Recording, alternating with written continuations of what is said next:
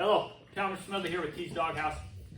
Hey, I'm in the doghouse today with Jill, and I just wanted to give you a little update on Jill. I made a video, it was quite lengthy, 10 minutes. And in the video I was just working with Jill because she had no interest in humans. She didn't have human contact or socialization as a puppy. She's good around other dogs. She goes with you, like when we take her hunting, she goes hunting and she points birds and does all those things. But just the interaction of humans, she just zero eye contact, didn't want to look towards us. In fact, she would just look away. Acted like she did not like my touch at all. So I brought her in here into the doghouse, and I'd have to pick her up and set her on this pedestal, and then I'd just pet on her. You know, she wouldn't take a treat out of my hand or anything like that. So I'd just pet on her, show her some affection physically.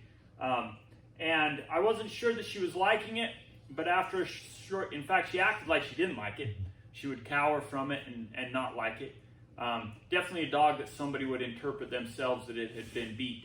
Now, as far as I know, Jill's never been handled roughly by a human, but she didn't have enough contact from humans. And I think most of the time, the dogs that we think have been abused because of those actions, I don't know if I can say most of the time, but a lot of times that's misinterpreted.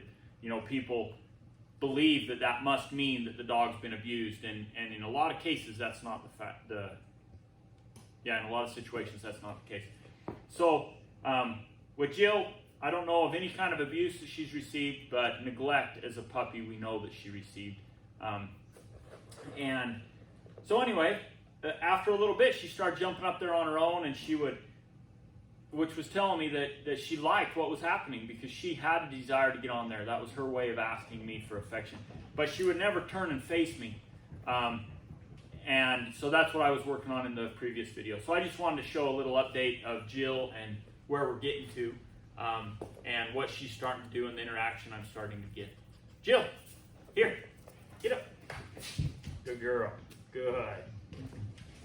So this is a big thing. She's eating a treat now. She's facing me to get the treat. She's starting to watch my hands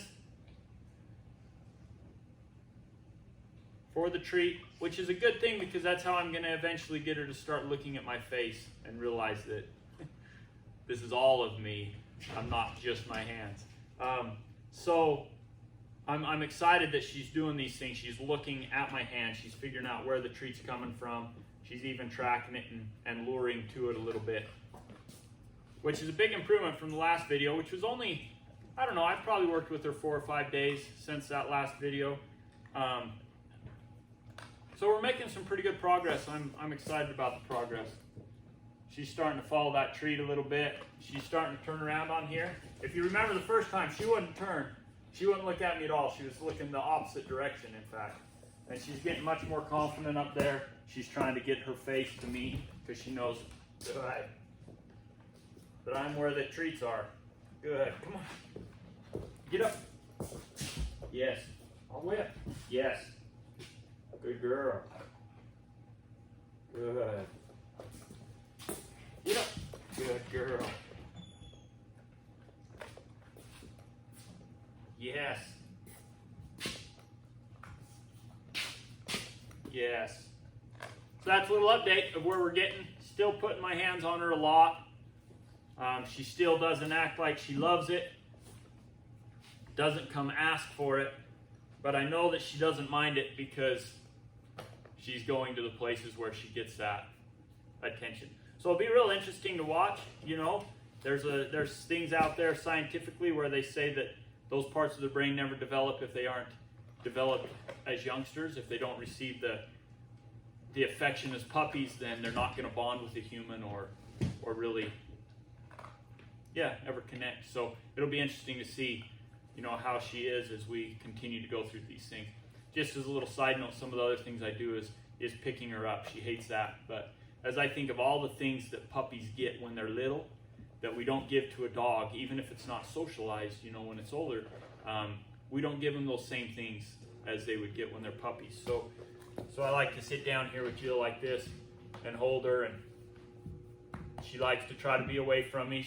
She's not ever asking for that affection. But I don't know that puppies ask for it either. We just give it to them. So that's kind of the direction I've gone with this is just saying, hey, I'm just going to be here, and we're going to just spend some time together and be close and see if she doesn't start acting like she enjoys that.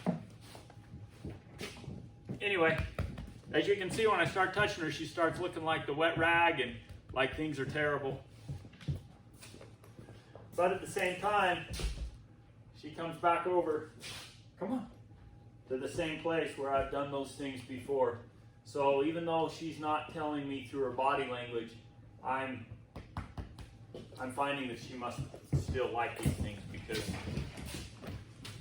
that's a form of asking for it, in my opinion, because she is repeating those things and hurrying to those places where she knows that she's going to get it. So it'll be an interesting thing to watch, see how she develops.